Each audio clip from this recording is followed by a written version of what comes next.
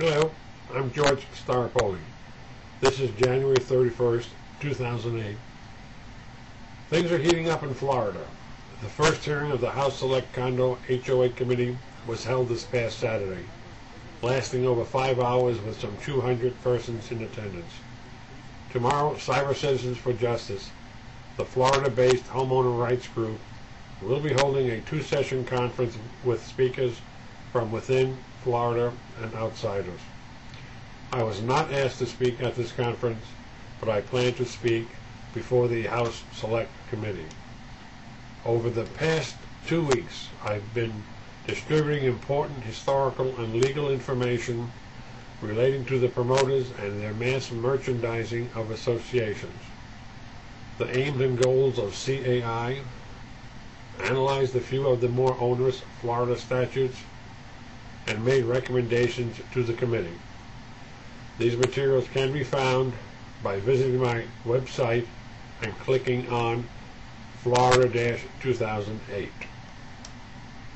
Obtaining substantive legislative reforms in any state is an uphill battle. I've been involved in legislative reforms, mainly in Arizona, for 8 years, and it's quite evident that all state legislators are under the thumb of the special interests and have adopted a policy of protecting the HOA. The legislators and many advocates seem to exhibit fears that by pushing for these reforms that go to the very legal basis of homeowner associations will result in their disappearance. It's like they believe that all the legislators in all the states will wake up one morning, rushing to their windows and shouting, "I'm mad as hell, and I won't take it anymore. Down with condos and HOAs." Well, I wish I had that power and influence. In Florida, this protection of HOAs is reflected in an email by the committee staff director, who wrote, "From an economic and policy standpoint, if associations were to lose the right to foreclose upon their assessments, it is believed that many associations would suffer grave economic harm and perhaps would be forced to cease operations. Were that to happen, honest homeowners who had paid their assessments could be harmed when their common areas would fall into disrepair." Well, this is standard CAI, heard in several states, and it reflects the consensus of the legislatures in all states. Most legislative reforms have only resulted in more and more legislative micromanagement of associations in an attempt to achieve justice and fair play. The more consistent and the more the legislature imposes conditions on the day-to-day operations of the associations, the more and more likely will the courts view these associations as state actors and hold them under the laws of Florida.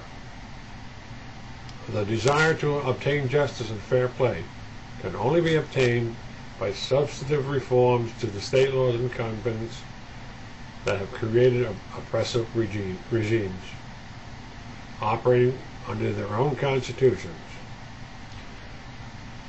For better or worse, some 44 years of attempting to write a form of governance better than the U.S. Constitution has been a fruitless endeavor and a miserable failure.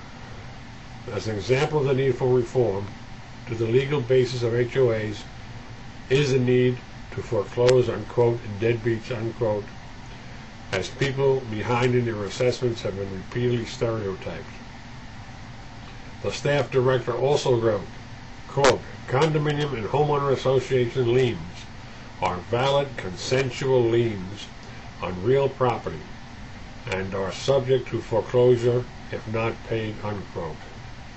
First, the foreclosure lien is a statutory lien, one imposed by Florida law, FS 718.116 5A, which states, quote, "The association has a lien on each condominium parcel to secure the payment of assessments, unquote.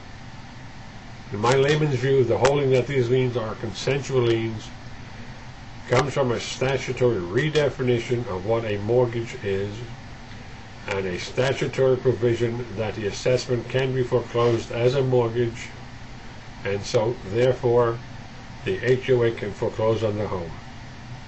See my tips for reforms in my material.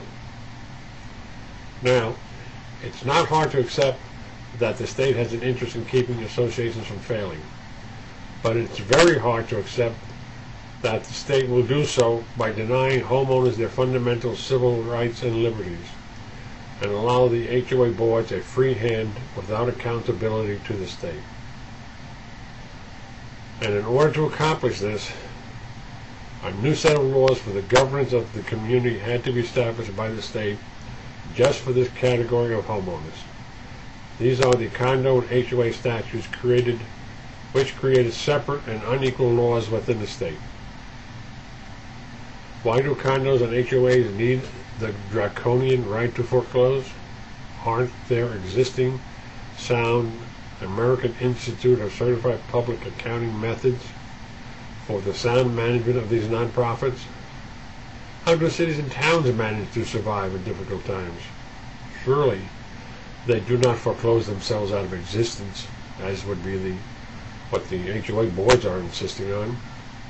Or is it simply an arbitrary and convenient method to intimidate homeowners into paying without arguing the legitimacy of the right to foreclose? Pay or lose your home. Your house is collateral for the survivability of the HOA. If the homeowners conference or the committee hearings are to be successful, advocates and homeowners must address the basic legal foundations of these associations. Not be afraid to openly discuss them and ask why the inequalities are permitted to exist. Good luck at the conference and good luck during the hearings.